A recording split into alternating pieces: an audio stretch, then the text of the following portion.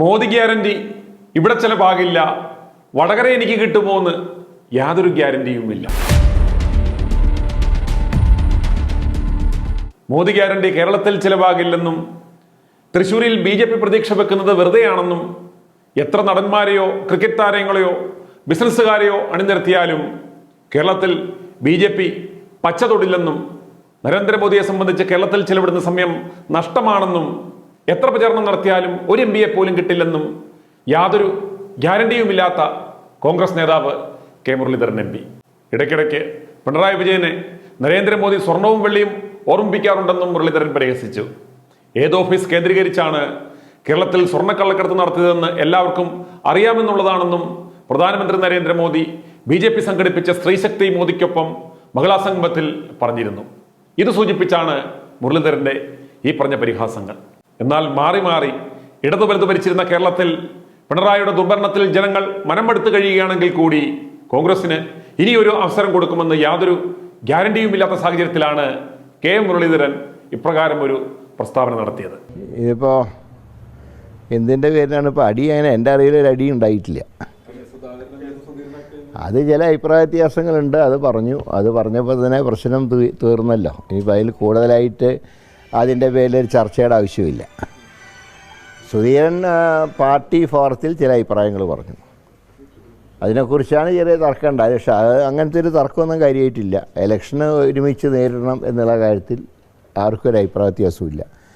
മാത്രമല്ല കേരളത്തിൽ ഇത്തവണ UDFനെ സംബന്ധിച്ച് തെരഞ്ഞെടുപ്പിന് അങ്ങനെ പ്രത്യേകിച്ച് ഒരുങ്ങേണ്ട കാര്യമില്ല. കാരണം ഇപ്പോൾ സിറ്റിംഗ് മെമ്പർമാർ തന്നെ ഏതാണ്ട് ഒട്ടുമിക്ക സീറ്റുകളിലും ഉണ്ട്. ചില സീറ്റുകളിൽ ഒന്ന് ഘടകകക്ഷികളായിട്ട് സംസാരിച്ച് ധാരണയിലെത്തണം. 2-3 സീറ്റുകളിൽ സ്ഥാനാർത്ഥികളെയും കണ്ടെത്തണം.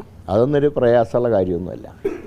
അതുകൊണ്ട് ഈ ചെറിയ തർക്കങ്ങളൊന്നും ഒരു അടിയിലേക്കോ അല്ലെങ്കിൽ നിങ്ങൾ ഉദ്ദേശിക്കുന്ന പോലെ ഒരു സംഘർഷം ഒന്നും പാർട്ടിക്കകത്തില്ല, അതൊട്ടുണ്ടാവാനും പോകുന്നില്ല. മോദി ഗ്യാരണ്ടി കേരളത്തിൽ ചിലവാവില്ല.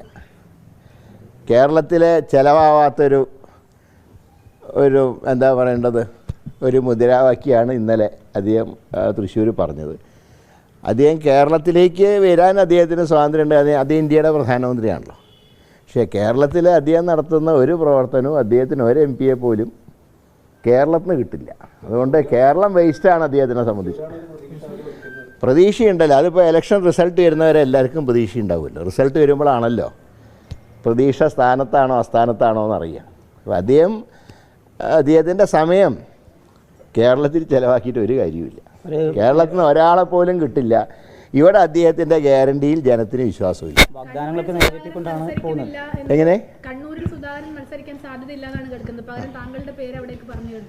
എൻ്റെ പേര് ഇപ്പോൾ എല്ലായിടത്തേക്കും കേൾക്കുന്നുണ്ട്.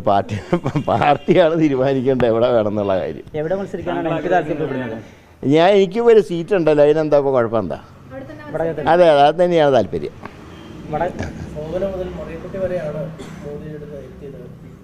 അല്ല, അത് പ്രധാനമന്ത്രിയുടെ ഒരു ചടങ്ങിലേക്ക് വിളിച്ചപ്പോൾ അവരൊക്കെ പോയി. അതിപ്പോൾ പിണറായി വിളിക്കുന്ന സ്ഥലത്തും പോകുന്ന ആൾക്കാരുണ്ട്, മോഡി വിളിക്കുന്ന സ്ഥലത്തും പോകുന്ന ആൾക്കാരുണ്ട്. പിന്നെ അധികാരത്തിൽ വന്നാൽ ഞങ്ങൾ വിളിക്കുന്നെങ്കിലും വരും. അങ്ങനെയുള്ളവരൊന്നും ഈ BJP വോട്ടിൻ്റെ കണക്കായിട്ട് കണക്ക് കൂട്ടേണ്ട കാര്യമില്ല. ശോഭനയ്ക്ക് പിന്നെ അവർ എന്താ പറയേണ്ടത്, സ്വതന്ത്രമായിട്ട് തീരുമാനം എടുക്കാൻ അധികാരമുള്ളവരാണല്ലോ അവിടെ പോയിട്ടുള്ളവർ മുഴുവൻ. പക്ഷേ ഇങ്ങനെ എത്ര നടന്മാരെ അണിനിരത്തിയാലും, എത്ര ക്രിക്കറ്റ് താരങ്ങളെ അണിനിരത്തിയാലും, എത്ര ഗായകരെ അണിനിരത്തിയാലും, എത്ര ബിസിനസ്സുകാരെ അണിനിരത്തിയാലും കേരളത്തിൽ BJP പച്ച തൊടാൻ പോകുന്നില്ല. 18ാം ലോക്സഭയിലും കേരളത്തിൽ നിന്ന് ഒരംഗത്തിനെ പോലും ഡൽഹിക്ക് അയക്കാൻ കഴിയില്ല.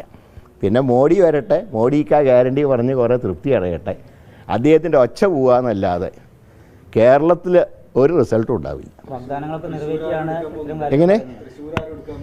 തൃശ്ശൂർ എടുത്തു കഴിഞ്ഞാൽ പിന്നെ നമ്മളൊക്കെ സഞ്ചരിക്കുമ്പോൾ തൃശ്ശൂർ വേണ്ടേ? അതൊക്കെ ഓരോരുത്തർ എടുത്തുകൊണ്ട് പോയാൽ നമുക്ക് അതിൽ തൃശ്ശൂരൊക്കെ നാളെ പോകണമെന്നുണ്ടെങ്കിൽ ആരെങ്കിലും പൊക്കിക്കൊണ്ടുപോയാൽ നമ്മളെങ്ങനെ തൃശ്ശൂർ പോവാം?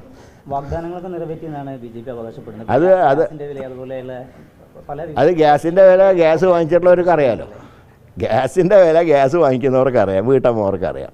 അതൊക്കെ അറിഞ്ഞുകൊണ്ട് ഇനി അവർ വോട്ട് ചെയ്യുള്ളൂ. ഏതായാലും ഇന്നലെ ഒരു കാര്യം പറഞ്ഞു, ഇടയ്ക്കിടയ്ക്ക് പിണറായിനെ ഒന്ന് സ്വർണവും വെള്ളിയൊക്കെ ഓർമ്മിപ്പിക്കുന്നുണ്ട്. അപ്പോൾ ഇത് തമ്മിൽ അന്തർധാര. അതായത് വല്ലാതെ കളിക്കേണ്ട, സ്വർണം കയ്യിലുണ്ട് എന്നാണ് മോഡി പറയുന്നത്. അതുകൊണ്ടാണ് നരേന്ദ്രമോദി എന്നത് അയച്ച് പറയാറില്ല. അതുകൊണ്ടാണല്ലോ ഞങ്ങളെയൊക്കെ സസ്പെൻഡ് ചെയ്ത പോലും അതിനെക്കുറിച്ച് പോലും അഭിപ്രായം പറയാൻ. എന്തെങ്കിലും കേന്ദ്രത്തിനെതിരെ അഭിപ്രായം പറയുകയാണെങ്കിൽ ഉടനെ സ്വർണം എന്ന് പറയുമ്പോൾ എല്ലാ പരാതി ഞങ്ങളുടെ മെക്കട്ടേക്കാക്കും. മോഡി തരാത്തതിലല്ല, കേരളത്തിലെ എം പിമാർ ചോദിക്കാത്തതുകൊണ്ടാണ് കിട്ടാത്തതെന്നാണ്. ഞങ്ങൾ ചോദിക്കാഞ്ഞിട്ടല്ല, ചോദിക്കാൻ പറയും, ഇവിടെ ചോദിക്കാൻ പറയും, ഇവിടെ ചോദിക്കാൻ പറയും, അവിടെ ചോദിക്കാം. അതാണ് ഇന്ത്യയുടെ ഇന്നത്തെ മൊത്തത്തിലുള്ള അവസ്ഥ. ഇല്ലേ, താല്പര്യമില്ല. പാർട്ടി പറഞ്ഞാൽ മത്സരിക്കും. അല്ലാതെ എൻ്റെ താല്പര്യം മത്സരരംഗത്തൊക്കെ ഒന്ന് മാറണം എന്നാണ്. പക്ഷേ പാർട്ടി പറഞ്ഞാൽ മത്സരിക്കും.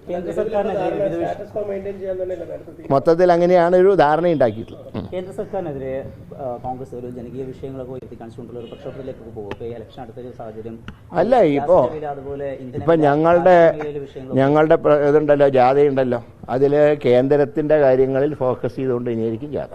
ഒപ്പം കേരളത്തിലെ കാര്യവും പറയും. ഈ പോലീസ് അസോസിയേഷന്റെ ഗ്രൂപ്പിൽ രാഹുൽ മാങ്കൂട്ടത്തിനെ അധിക്ഷേപിച്ചുകൊണ്ടൊരു വിഷയം ഉണ്ടാവുകയും ഇപ്പോൾ രാഹുൽ മാങ്കൂട്ടം അതിൽ കേസ് കൊടുക്കുകയും ചെയ്തിട്ടുണ്ട്. അത് ഞാൻ പറയാം, പോലീസിൻ്റെ ഭാഗത്തുനിന്ന് വരുന്ന എല്ലാ നടപടികളും പിണറായിൻ്റെ നിർദ്ദേശം അനുസരിച്ചാണ്. കേരള പോലീസിനെ ആർക്കും വിശ്വാസമില്ലാത്തതിൻ്റെ കാരണം അതാണ്. അത് പിണറായിൻ്റെ ഒരു പോഷക സംഘടനയാണ് കേരള പോലീസ്. അതുകൊണ്ട് കേരള പോലീസിൽ നിന്ന് ഇനിയും പലതും നമുക്ക് പ്രതീക്ഷിക്കാം. പക്ഷേ അവരൊക്കെ ഒരു കാര്യം മനസ്സിലാക്കണം, പിണറായി തമ്പുരാൻ എന്നും നാട് വാഴില്ല എന്ന് പോലീസുകാരും മനസ്സിലാക്കുന്നതല്ല. i2i News, an eye for truth. i2i News subscribe ചെയ്തിട്ടില്ലാത്തവർ ഇപ്പോൾ തന്നെ സബ്സ്ക്രൈബ് ചെയ്യുക. നോട്ടിഫിക്കേഷൻ ലഭിക്കുവാൻ ബെൽ ബട്ടണും അമർത്തുക.